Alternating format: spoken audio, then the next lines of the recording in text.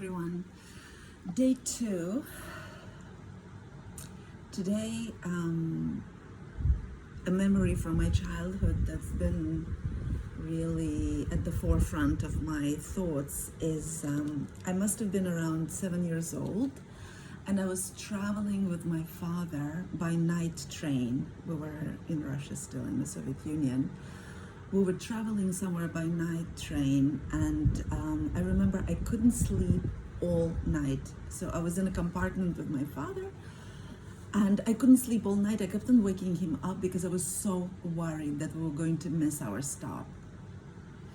And it's really interesting because this story has been coming to me through these years that I've been trying to reconnect to my inner child, to understand some of the things that I'm going through and that I'm feeling and that feels so uncomfortable about life. And what I realize about it now is several things. First of all, and I particularly noticed this as a contrast to when I started traveling with my children, and there were a couple of times that we brought our girls to Russia, and we also traveled by night train.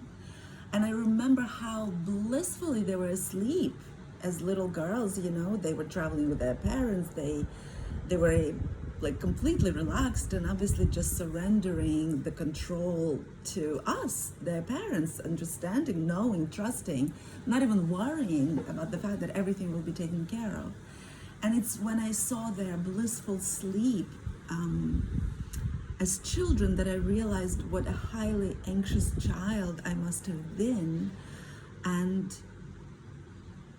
how precarious, how threatening, how scary and uncertain life must have felt for me if at 7 years old traveling with my father wasn't enough to calm my usual fears. So this is what I'm really dealing with right now, is that need to stay vigilant, that need to make sure that something bad or wrong doesn't happen. And I see that in a lot of my clients as well. But what is interesting, and the reason why I'm kind of reliving it now, is that on Sunday one of my daughters was traveling very far to another end of the world, and instead of an hour and a half of connection in one of her, in one of the hubs where she was meeting her connection, with all the delays, there were about 10 minutes left. And I felt the stress in my body as if I was traveling, as if it was me. I felt the stress, the fear, the tightness, the completely constricted stomach. I felt as if I was the one. I was so completely enmeshed with my projected feelings of what she was going through. Of course, obviously, right? I knew that she was stressed. She's 20. She's going very far. 10 minutes, if she had missed that, then what happens with her luggage? And apparently there were no connecting flights that were available until 2 days later. I mean, the potential for disaster was there. And what was particularly incredible is that what is interesting for me to observe is what I was feeling in my body, that was all mine. Right? I assumed that that's what she was feeling. I imagined that that's what she was feeling.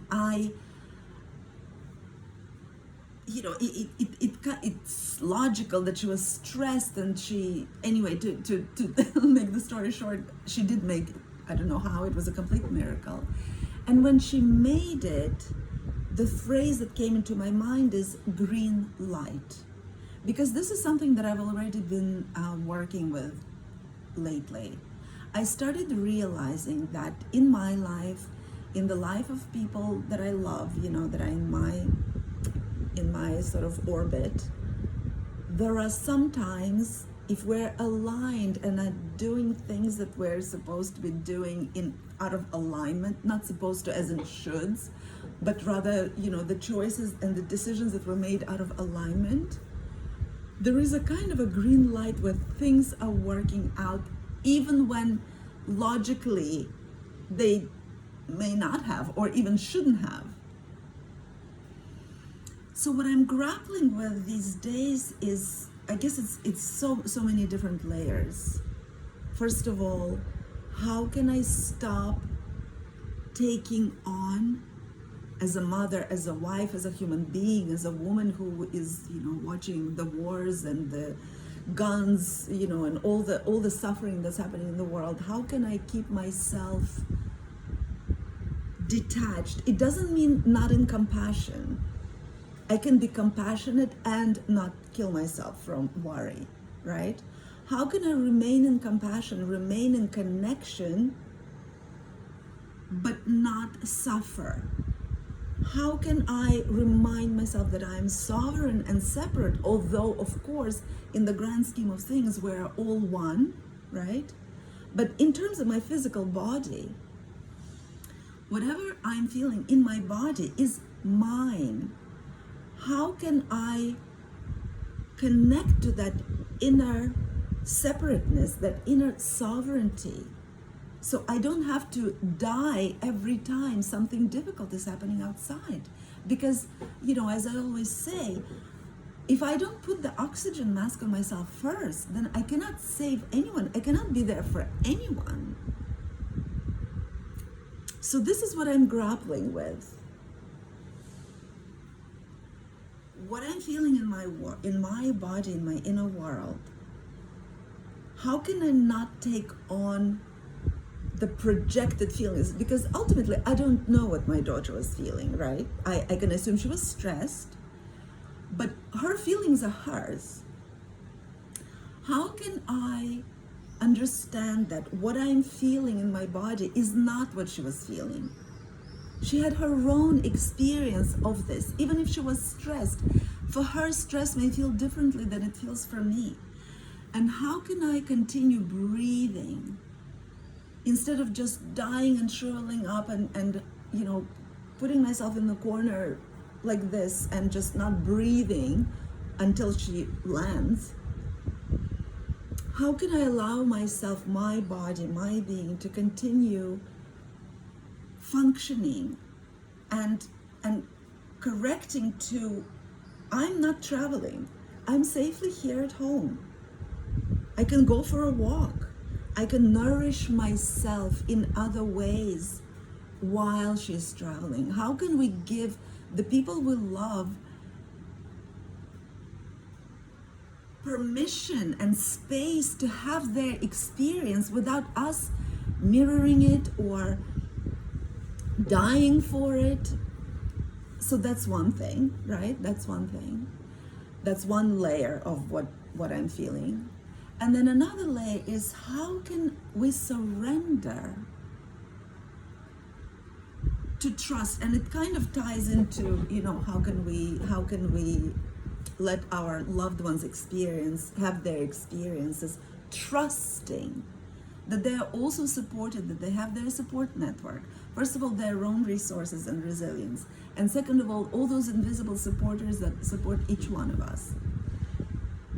That's one thing. And all that ties into the fact that there is a greater force that's in operation that we cannot control, right?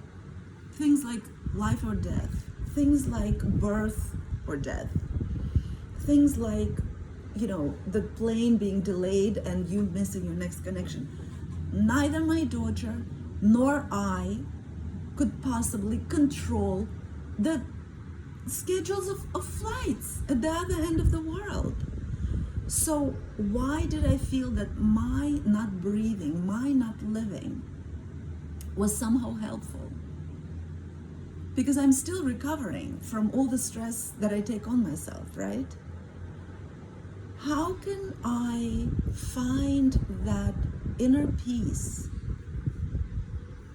How can I allow what needs to happen? Because what was the worst case scenario? That my daughter would miss her flight. We don't know what would have happened to her baggage. Maybe she would have had to stay in the airport, in the hotel, or even just in a waiting room. It's not the end of the world, right? Ultimately, it would we would have figured it out. She would have figured it out. She would have asked for help from the airline company. Like, it would have gotten taken care of. But why am I, and I know that I'm not alone because I'm speaking to so many different people, and it's always that same process. Why do we feel that if we relax, while this is happening, that we're somehow being, like, I'm connecting almost to that feeling like bad mother or irresponsible. Like, my daughter is flying so far, and this is happening. She only has 10-minute connection, and meanwhile I'm relaxing, or like I go to the beach and like have a beautiful Sunday. And I've written articles about it, because I've written an article in Elephant Journal that's called "We're Only as Happy as our least happy child," and the tragedy of codependent parenting. I'm very, very well aware intellectually of the issues at hand, and yet to embody that permission, to embody that I, as a separate being, as a sovereign being, even though I'm the mother of this person, I have the right to have my experience that's different than hers. So that's that one layer, right? The enmeshment with our children, with our loved ones, and how it feels when we put a little distance, allow them to have their experience, trusting them that they can handle it, and that I don't need to fix every minute detail of their lives. And at the same time, trusting life in general, trusting life as a whole, trusting that what needs to happen will happen, whether I want to or not. And that it's okay, it's not the end of the world, that there will be choices and decisions and actions taken to deal with it when it arrives. Because what happens is that in the end, everything worked out. But I had spent, 24 hours as a nightmare.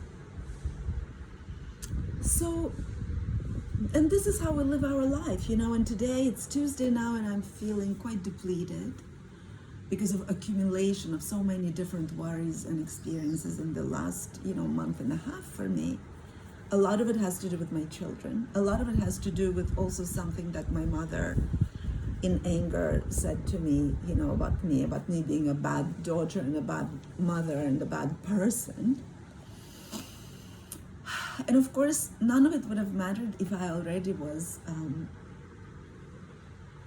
in that place of sovereignty and calm. And I get there, and then I lose it.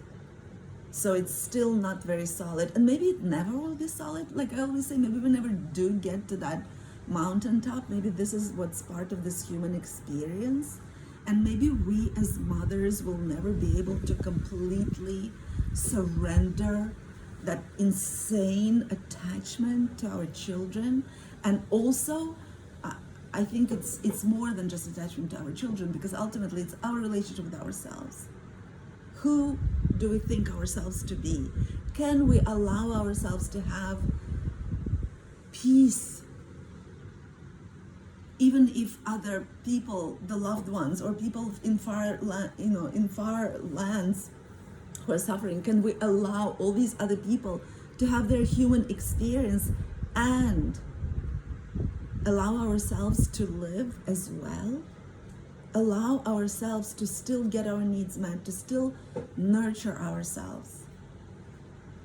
This is what I'm battling with today. This is what I'm battling. And it's, of course, it's a relationship. It's about relationship with myself, right? As a person who deserves peace and ease and self-care. And as a person, as a person who deserves loving, caring, and trusting relationship with the universe. Because, the way I look at it, universe is ultimately a kind of a higher authority, right? What as children we thought our parents to be. So how can I, as that little girl who couldn't sleep all night at 7 years old because I was worried that my father, who was sleeping very peacefully, that will miss the our stop, How can I trust that there is that higher power, that there is that other power that is much stronger than me, that is taking care of me, that is overseeing, that everything that needs to happen will happen without my involvement. And as a final sort of note to this discourse, I remind my clients sometimes, and I think this is a good time to remind myself and whoever is watching, that we're breathing without our conscious involvement, and our heart is beating without our conscious involvement. There are higher forces and cycles and mechanisms at play that take care of our survival. And how can I surrender into that knowing? This is where I am today. Let me know how this, if this is something that you can relate to, and what your experiences are with that, because I've been thinking about it about this for many, many years, and I have so much evidence that I really am taken care of, and things are always working out for me. But every once in a while, I kind of fall off that knowing, and then it's quite difficult to get myself back up. So, day 2 out of 100, and this is what felt really, really present for me this morning. All right, everyone.